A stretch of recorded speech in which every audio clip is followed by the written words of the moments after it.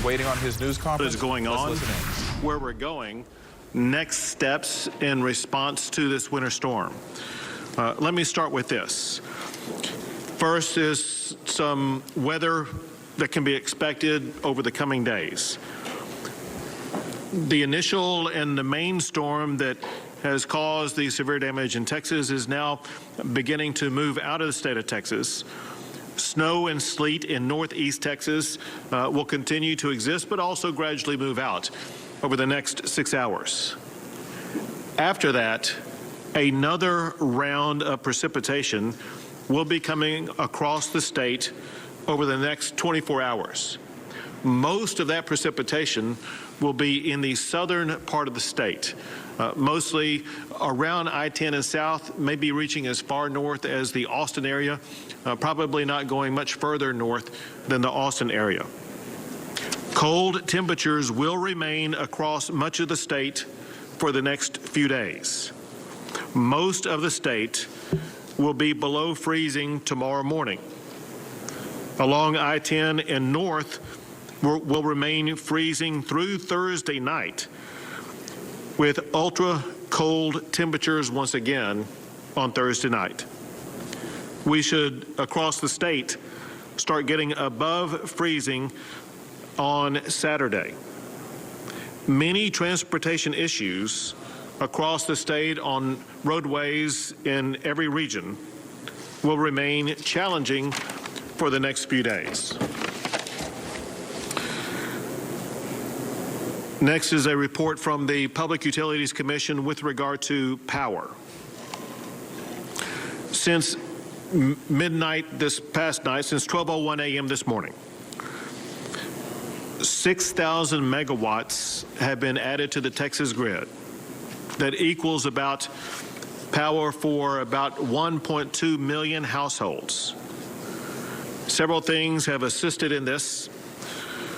One of the power outages in the state was the nuclear plant project, the STMP, the South Texas Nuclear Plant Project, as well as coal power, generated power, were shut down. The part of the additional, let me say it this way, in addition to the 1.2 million households that have had power restored already, there will be additional onboarding that will be coming from the South Texas Nuclear Project, which should begin operations early this morning and will complete operations tonight. And then additional operations will increase from coal-produced power. They will add more than 2,000 megawatts, which will provide additional power for about 400,000 homes in addition to the 1.2 million that I was talking about earlier. In addition to that, there are various small natural gas generators that are currently going on and off. They should sporadically add about 3,000 megawatts over the next 24 hours, and that would equate to about 600,000 homes. As of this time, there continues to be problems with natural gas-fired generators as well as wind generation. About 19,800 megawatts of gas-powered generation is still offline because of either mechanical issues or the lack of the supply of gas for those gas generators to produce power. 17,200 megawatts of renewable generated power remain out either because of freezing wind or because of lack of sun for the solar. Some natural gas produced in Texas, and this is I'm about to tell you a way in which we will be adding more power to our system. Some natural gas produced in Texas is currently being shipped to locations outside of the state. I have earlier today issued an order effective today through February the 21st requiring those producers that have been shipping to locations outside of Texas to instead sell that natural gas to Texas power generators. That will also increase the power that's going to be produced and sent to homes here in Texas. That will increase the ability of gas power generators in Texas to increase power sent to the Texas power grid. Through multiple phone calls and actions, the White House has assisted Texas with orders that allow additional power generation or have accelerated the nuclear plant restoration. Also, another issue that I will be coming to here shortly is talking to individuals across the state about spikes in the prices of natural gas. There was a telephone conference between the president and several governors across the country in regions most harshly affected by the storms. And during that conversation, a point was raised about these spikes in natural gas prices that occur because of the unusual situation between demand and supply. And a request was made by one of the governors for assistance in dealing with those price anomalies. And the president said that he would work with the governors on trying to address that issue.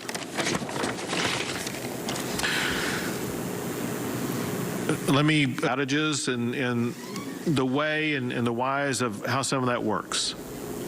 Well, it's definitely right now there still remains about 10,000 megawatts that is off the grid and as a result is not contributing to power in the state. People want to know how decisions are made about whose power is turned off and whose power is left on. And I want to let you know how that process works. Decisions about power outages are made by either city-owned utilities or co-op-owned utilities. And it would not be any state-based entity that makes those decisions, except power outages by investor-owned utilities. Those are regulated by the Public Utilities Commission. Those include, for the most part, Oncor, CenterPoint Energy, AEP, and Texas New Mexico Power. And an order has been made to ensure that everybody that is subject to regulation by the PUC will have access to power on at least a rotating basis during the remaining time period until power is fully up and running. I have some more information to cover, but I want to let you know a couple of topics that will be coming up that will be addressed by other people at the table. A broad category is the emergency response efforts to help Texans in need at this time, and that will be addressed by Chief Nimkid of the Texas Division of Emergency Management. Another is in many regions across Texas, there are increasing challenges with regard to water quality. They will be addressed by Toby Becker, the Executive Director for the Texas Commission on Environmental Quality. I want to address an issue that some Texans are already beginning to deal with, but many Texans will be having to deal with here in the coming days that I want to make sure that we start discussing right now, and that is the results of busted pipes. Many people have already experienced busted pipes and they've had their homes or their apartments or other locations already filled up with water. So let's talk about what can be done and where we're going with it. One thing that you want to do if you have a busted pipe or to prevent the consequences of a busted pipe is consider turning off your water supply. If you are a homeowner, there should be a location, typically outside, maybe near the curbside, where you have the ability to physically turn off the water supply to your house. Now, obviously, that will eliminate water supply to your house. You can turn it off at the time of your choosing. If you do not turn it off, one thing that could happen is that when power does come back onto your house, or when just because the outside temperature begins to warm up, there will come a point in time when the ice frozen in your pipes will begin to melt, and the busted pipe will suddenly start spewing water throughout your house, maybe in multiple locations. One way to slow down that water flooding into your house is by taking that action in advance to turn off your water. We also urge all homeowners to, as quickly as possible, like as in beginning now, if you haven't already done so, begin to work with a plumber, get plumbers lined up, and work with your insurance company in advance. If you're a homeowner, you should have homeowners insurance that would address this. Talk to your agent today, tonight, tomorrow, immediately. If you are a renter, most renters are required to have renter's insurance. Talk to your rental insurance as well as your landlord immediately about what to do and how to address this. If you live in a location that is not covered by insurance, you may have the possibility of getting assistance from FEMA. As you know, I requested a federal disaster declaration, and that was granted. One thing that comes along that is FEMA assistance. Part of that FEMA assistance goes to what's called public assistance that works on the rebuilding of large municipal and governmental-based facilities. Another component would be individual assistance. In order to qualify for individual assistance, there are certain dollar metrics that must be met before a location qualifies. So what we need homeowners to do is, if you are without insurance, if you live in a region where you may be covered by FEMA, we need everyone to keep receipts of any cost that you have occurred as a result of any type of repair to your property that's needed as a consequence of this winter storm. Along these lines also, Texas law already authorizes the plumbing board to give provisional licenses to out-of-state plumbers. And we are urging that take place, and also working with the Board of Plumbing Examiners to make sure that that will happen with regard to that authorization. We are also working to, in fact, I am going to be issuing a waiver for plumbers if they are previously licensed as a plumber but haven't completed continuing education in the last 2 years. You will be allowed to provide for plumbers a license to assist with those who have been affected by the winter storm. The goal obviously is we're trying to make sure that we will have as many plumbers available as possible to help everybody deal with their plumbing challenges. Similarly and relatedly, Texas law also provides insurance adjusters out of state can get a temporary license to do adjusting for disaster claims. That's important because we do expect a lot of people in Texas to have disaster claims, whether it be with your home because of damages that could occur to your home or to your rental property, or because of a car accident, et cetera. And so we are urging the insurance businesses in Texas to bring in as many insurance adjusters from across the state as possible. Also, I'll mention something that Chief Nim Kidd with the Texas Division of Emergency Management will expand upon shortly. But that the Division of Emergency Management is already working with VOADs as well as faith-based organizations to help homeowners repair their homes. Many of you will recall this process for people who were affected by Hurricane Harvey. And we brought those same organizations in to help people muck out their homes and repair their homes. And the Texas Division of Emergency Management was involved in lining up all those people to assist in that repair process. We are already beginning to line up those people. And so you may be wondering, well, how can you get a hold of somebody who can be connected with a VOAD or a faith-based organization who can assist you? And the answer is you can call your local office of emergency management organizations, either with the county or city that you live in. It just depends on where you happen to reside. One other thing on my part, then I'll turn it over to Nim Kidd, and Chief Kidd will also touch upon this a little bit. So the primary component of the Texas Military Division is the National Guard, and we're very thankful to the National Guard and the role they've played and continue to play in assisting the state and our people in responding to this winter storm.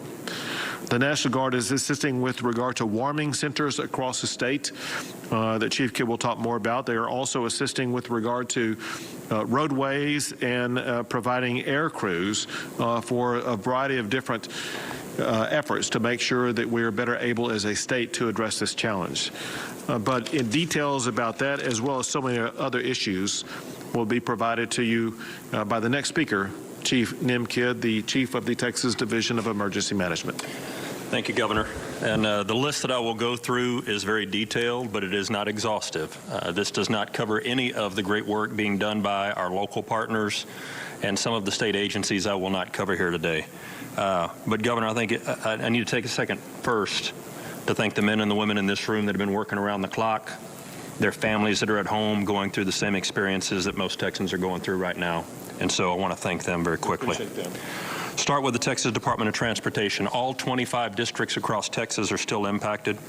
They have over 4,500 TxDOT employees out on the roads right now, operating over 740 snowplows, another 225 motor graders, all working to de-ice the interstate system and keep the network up and running.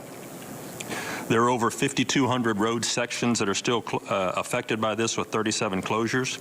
They're working very closely with the Forest Service, county commissioners, construction contractors, and renting every piece of equipment they can find to help keep roads open. I think one of the most important jobs that they have right now is prioritizing and clearing routes to critical infrastructure and coordinating with local governments for access to hospitals, working with the Public Utility Commission to make sure that the power plants are still up and running and access to them, and working with our fuel vendor.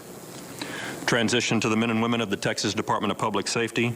Over 3,300 troopers on the road around the clock, responding to over 1,600 crashes that they investigate. Again, that does not count our local government, law enforcement agencies, and county sheriffs that are out there working. DPS supporting them, supporting the Division of Emergency Management, Parks and Wildlife. I'll tell you, they've, in addition to roadside assistance, investigating crashes, and supporting other local law enforcement, Department of Public Safety troopers have delivered blood to hospitals. They've delivered fuel to power plants. They've relocated residents from nursing homes and provided additional fuel to first responders. You heard a little bit about the Texas Military Department and their personnel that are working not only to assist people that are stranded on the roads, but personnel available to assist in supporting the warming centers, and I'll go over that list here in just a minute. Working with an air operations center as soon as it is safe to start flying. We'll be flying resources all across this state, and working to find all available generators that may be supporting any military operation that can be pushed out into the field to support civilian operations. Texas Military Department will bring on additional aircraft, C-130s, and helicopters to be able to fly water, cots, blankets, and whatever we need into places that are still hampered by the state's transportation network. Texas Parks and Wildlife, game wardens, and state police officers are out on the streets also supporting DPS. Over 430 game wardens and 90 park police officers, all in four-wheel drive vehicles. They're helping move people around as well. Game wardens have assisted numerous calls from services ranging from delivery of blankets to answering calls for local law enforcement and welfare checks. Yesterday, the Abilene game wardens were requested to deliver supplies to Runnels County. For the blackouts, they delivered blankets, cots, and other warming supplies. In addition, game wardens in Gonzales County worked with Seguin Electric to hook up the generator at the children's home. I'm not sure how many game wardens are out there that are certified licensed electricians, but I'm certainly thankful for the work that they do with our local electric companies to get this done and deliver these life-saving materials and supplies. They're going and picking up extension cords and moving generators and fuel around everywhere that they can. Texas A&M Forest Service also supporting local agencies, including the Department of Transportation. crews working in the Panhandle all over the state with motor graders, four-wheel drive vehicles. A lot of the things that we use to put fire out with in forest fires are also clearing roads right now. So pure integration between the state agencies. Personnel all over the state, Zapata County to Galveston County, up into the Panhandle, Nacogdoches. SAW crews are available to start clearing some of the access to critical infrastructure. As trees have fallen, we want to make sure those trees are out of the way. Panhandle branch of the A&M Forest Service is blading interstates and highways working together, removing patrol over 1,200 miles of Tier 2 and Tier 3 roads, so not the main interstate system, but trying to keep our county roads open as well. Winter weather operations in Kimball and Kerr and Menard counties, along with the San Angelo district, clearing jackknives, so the Forest Service firefighters are out there clearing roads as well, just like record drivers. The Abilene branch as well, working with incident management teams to support the city of Coleman and county for resources and get additional generators and power to them. I could go on for about 5 days on the other counties that they're working on, but I'll skip through. A lot of engine company out there, work out there to make sure that as soon as water becomes available, we'll set up points of distribution operations, and we'll continue to support our local government partners. I told you about our mass care warming sites. If you'll remember, day one, we had about 30 warming centers. Then we went up to 100. Now we're up to a little over 300 warming centers. They're broken down across all areas of the state. A lot of them are supported by local government. VOADs, as the governor mentioned, will put additional resources in there as we need to make sure that there's drinking water, cots, blankets. If you're looking for a place where a warming center is and you have an internet connection, you can go to tdem.texas.gov/warm, or if you have a telephone, you can call 211. 211 Texas has the list of all 298 warming centers that are out there right now. We will continue to work with our local government partners to add additional warming centers as required. The Texas A&M Engineering Extension Service continues to support our resource staging areas all across the state. We're working with AT&T, the telephone company, to help refuel their cell towers and generators to keep our cell system up and running. During COVID, Governor, we recreated something called the Pony Express, where we were using all of the A&M agencies to move PPE and testing materials around. Pony Express is still working for this event. They've transported essential workers to hospitals and assisting living centers and power companies, and also supplies to the warming centers. The Department of State Health Services is working with our hospitals across the state. There's a lot of water main breaks that are causing problems for our hospitals. We'll continue to resource as much water for them as we can, as well as oxygen cylinders. We're hearing some oxygen shortages that are out there, so we continue to work with our private sector partners as well as our federal partners to bring in additional oxygen. We're working with our long-term care facilities and the dialysis centers. Dialysis is a very important network that we need to continue to work. It requires a lot of electricity and a lot of water. So we're moving through our emergency medical task force, moving people that need dialysis to places where dialysis can be delivered. There are multiple regional patient evacuation missions that have been going on through the Emergency Medical Task Force program. The Emergency Medical Task Force, EMTF, has deployed ambulance strike teams on state mission assignments to locations throughout the state and supporting additional STAR requests. Kimball County and Junction, our ambulance went out there, and it has since been demobilized, but transported patients back to San Antonio. Ambuses in Garland have been activated, Coleman County activated, and again, a list here from Atascocita to Fort Bend to Hopkins County to Frisco to Fort Bend County to Flower Mound to Cedar Hill to Frisco, all working across the state, moving patients from places that don't have electricity to places that do. We continue to support our local government partners with the AMBUS program, and really thank you to all of those local responders that are helping with that. The 2-day AMBUS missions have relocated over 300 personnel. Health and Human Services continues to work with our regulatory for the 6 facilities that have had frozen, broken, leaking pipes. 32 have reported power outages, and 10 of those have evacuations that are in process. We continue to support our local health authorities and local health administrations, and continue to support 211.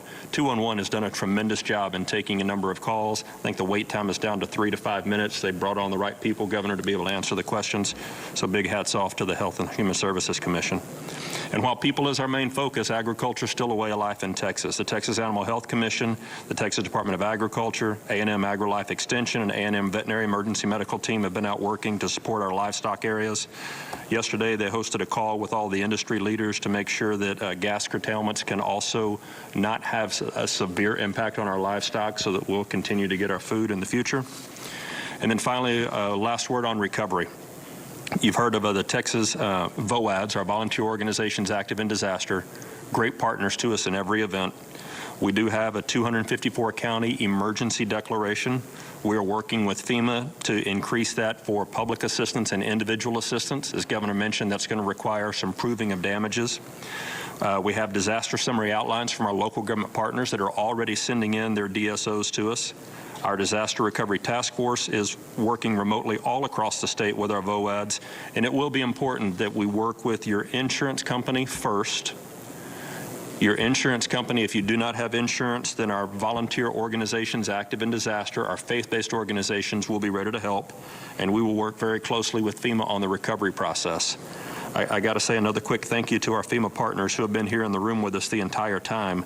They're helping us resource water, cots, blankets, and generators. We'll also continue to work with our private sector partners to make sure that the infrastructure to support them, to support citizens is up, and working with our local food banks as well to make sure that those who are in need of food have a place to get it. Thank you. People who see you respond to hurricanes are accustomed to seeing you go through that list on coastal-based counties, but this is different because all 254 counties have been affected. Yes. I want to circle back on one thing you were talking about, and that's to make sure that everybody knows where and how they can access warming centers in the event they need to go to one. If I recall correctly, if you live in a city, you can call 311. Yes, sir. And if you live in a rural area, call 211. Yes, sir. If you do have access to the internet, you gave them an address location they can go to, and that is? It's tdem.texas.gov/warm, WARM. Also, I found it just by going to Google and typing in warming center in Texas, and it'll show locations near you where you can get access to a warming center. In addition to those issues, there are many issues that have been addressed by multiple agencies in the state of Texas, one of which is the Texas Railroad Commission, and we have with us Commissioner Christy Craddock. Thank you, Governor, and it has been an unusual time. So at the Railroad Commission, we obviously are working on gas issues. First and foremost, we've been meeting every day with the Texas Energy Reliability Council.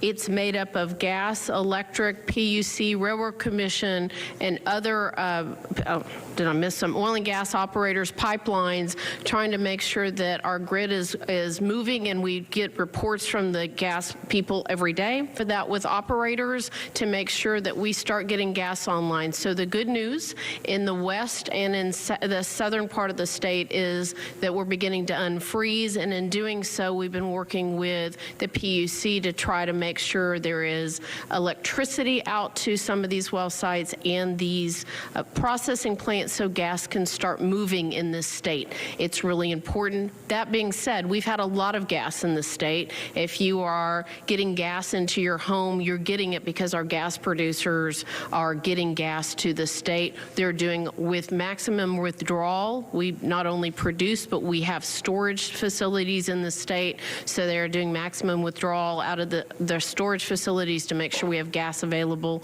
And so we are seeing some of that gas begin to really move in producing areas getting back online. That's a plus for us long term. Look, our priorities have been working with both TDEM as well as TxDOT, PUC, and other state and local agencies to make sure our operators can get back onto their leases. To make sure that they're safe first and foremost as well, and to continue to provide that gas to Texas.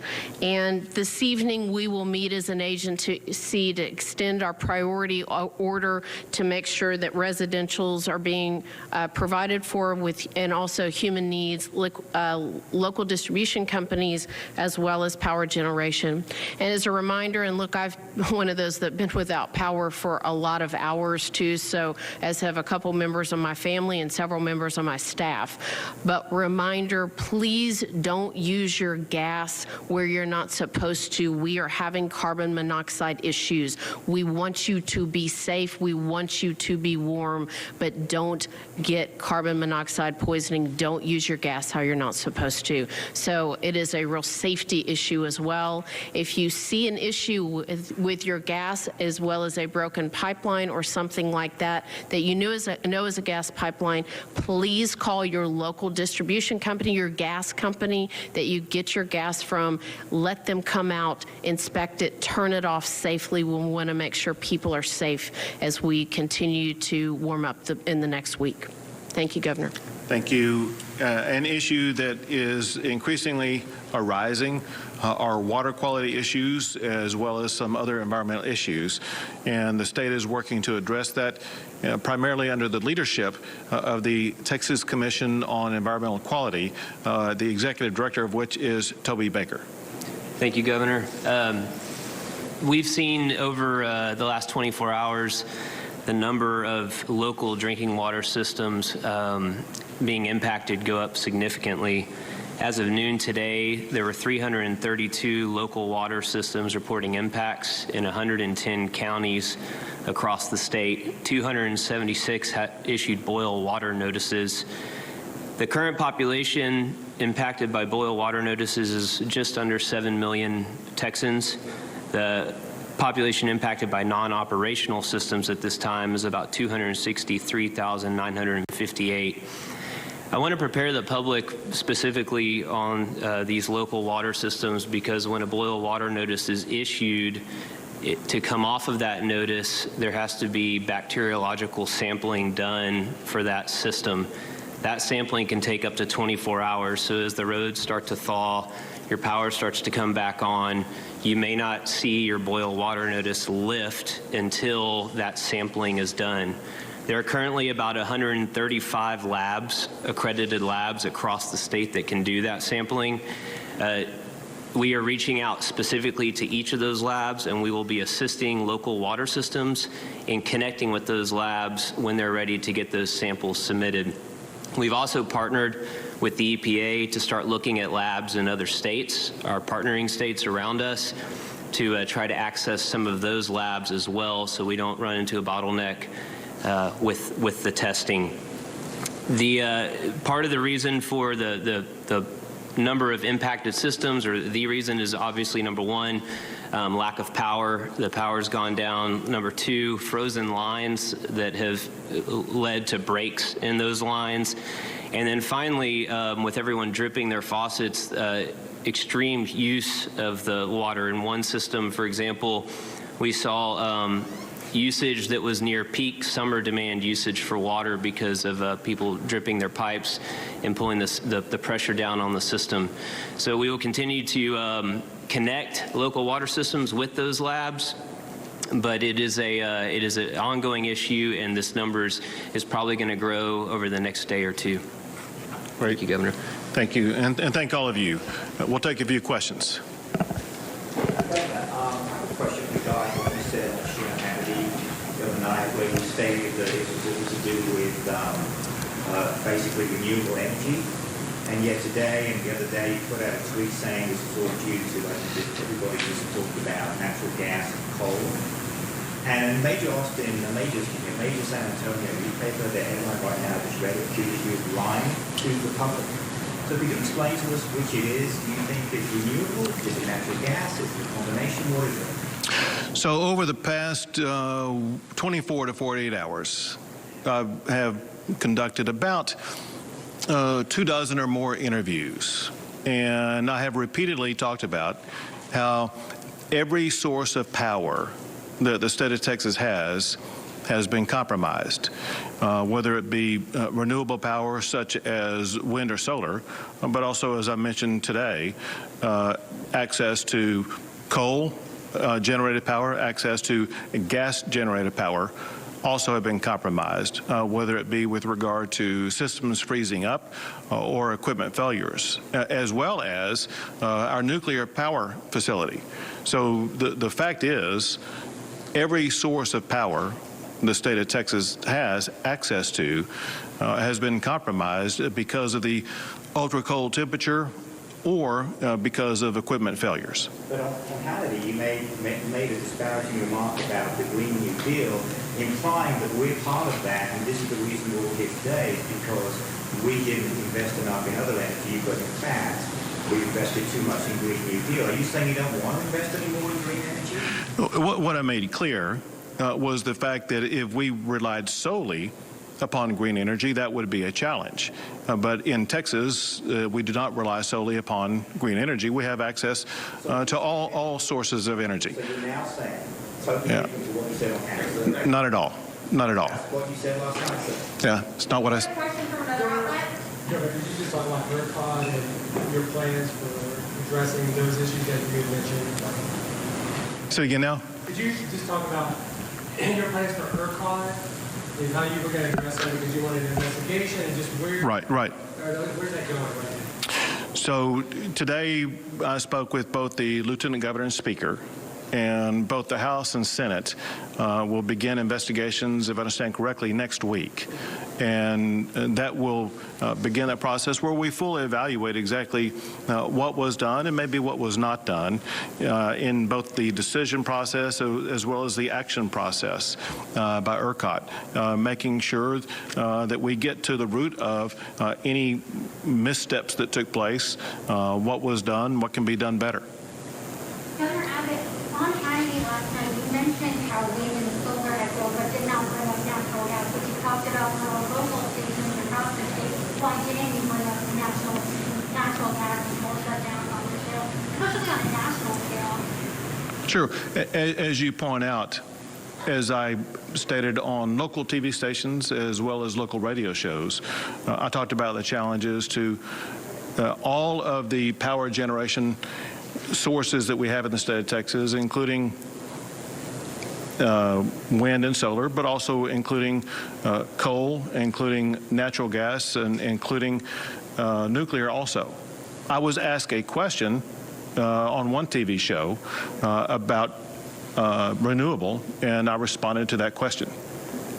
Governor, so rural counties, and you mentioned a lot of things that are on the way with water, blankets, and pots. Can you give a timetable, or is it just a matter of when the weather gives you the opportunity? I'm sorry, an opportunity to what? To deliver these goods out to the rural counties. So we're delivering them to the rural counties. We've already delivered them to rural counties, but Chief Kidd will have the details about that. So, Governor, you're exactly right. A lot of these deliveries have already been made. As more requests, more will come out. There are some places that the roads are just so bad we can't get to them. That's why we're bringing up the Air Operations Center to be able to fly resources in. But this isn't we're going to wait until it's a blue sky day to get our stuff out there. We're already moving as much as we can that we can get our hands on. Governor, can you talk about messaging here? There have been, obviously it's a fluid situation, but you're the guy at the top. Can you help tell people what is actually going on? Do you know what's going on with what's going on with the power right now? Sure. People have no power, people have no water. Sure. So here's what's going on with the power. There are multiple sources of power that go into the power grid in the state of Texas. And I'll just tick them off one by one. One source of power is the South Texas nuclear project. That power source was down until I think the early morning hours today, or late last night at the earliest. And it takes a while for it to fully power up. And as I understand, it has been adding power to the power grid as the day has progressed and should be fully operational as of tonight. I'm going to go through these. Another source of power that is generated that goes into the power grid is power generated either by coal or by natural gas. Some of those coal and natural gas power generating facilities either froze up or had mechanical failure and were incapable of adding power to the power grid. We talked about this. Okay. What I want to know is people want to know when it's going to be restored. You talked about Sure. some people. Where are those 600,000 people who are supposed to be getting their power back tonight going to be in the state? That is information that has not been provided to me.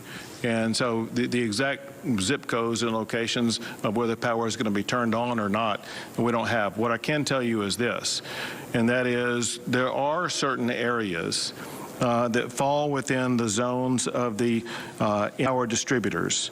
And those are, give me 1 second here.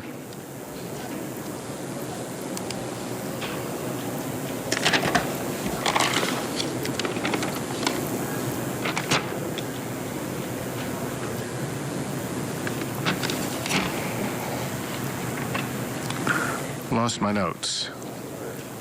ERCOT's giving you no direction on it. Is that the feeling here? ERCOT has not provided information about which location and which geographic location the additional power is coming onto or is not coming onto. You have no control over ERCOT. So ERCOT is an independent private entity that candidly, I have both investigated and prosecuted before when I was the Attorney General of Texas. And we're now investigating again. I'm not suggesting in any way that there's been any criminal activity or anything like that, but it is something that needs to be looked at with regard to it is kind of opaque, the way that it runs. It's not transparent. And one thing that everybody needs out of ERCOT is greater transparency, especially the residents across the state of Texas. Governor, has this changed your opinion at all on climate change? This is something that Texas has never seen before, all the way down to altitude. Has this changed anything, and where does this lie as a priority, this legislative session for you? Well, we want to, this session, make sure that we address these challenges, just like what we did in the aftermath of Hurricane Harvey. It was important to be able to respond to the challenges posed by Hurricane Harvey. This is a different type of climate event. This is a once in every 120-year cold front event they have to respond to. I will say this, and that is, the last time the state dealt with something like this was actually in 2011. There was a severe cold spell in the state of Texas at that time. That led to changes both with regard to ERCOT, but also with regard to the power system in the state of Texas. And so this session, we want to undertake the same type of review that was done in the session in 2011, maybe reevaluate some of the decisions that were made in 2011. But we want to make sure that we are capable of ensuring that the state will be able to withstand cold spells like what happened this time. All right, last question. Governor, could you just talk about the need to conserve energy and maybe what you've done with state agencies to turn lines off on buildings, around the Capitol, et cetera? First, I will tell you that all state agencies have been actively involved in conservation of energy, turning off power whenever and wherever possible, as well as we've seen residents and, importantly, downtowns. Let me mention this real quick. As many people reported, there were downtown buildings that had lights on while other people had no power at all in the cities around those downtown areas. I saw last night it looked like in downtown Houston, they had shut off their lights in the downtown area and those buildings. I don't know what happened in the other large downtowns, but turning off lights that are not needed right now would be a way. There would be more power available on the grid that we would be able to get to residential areas. As a result, we urge everyone, but especially the large users of power, to do everything possible to keep your lights off if they are not needed. All right, thank you guys so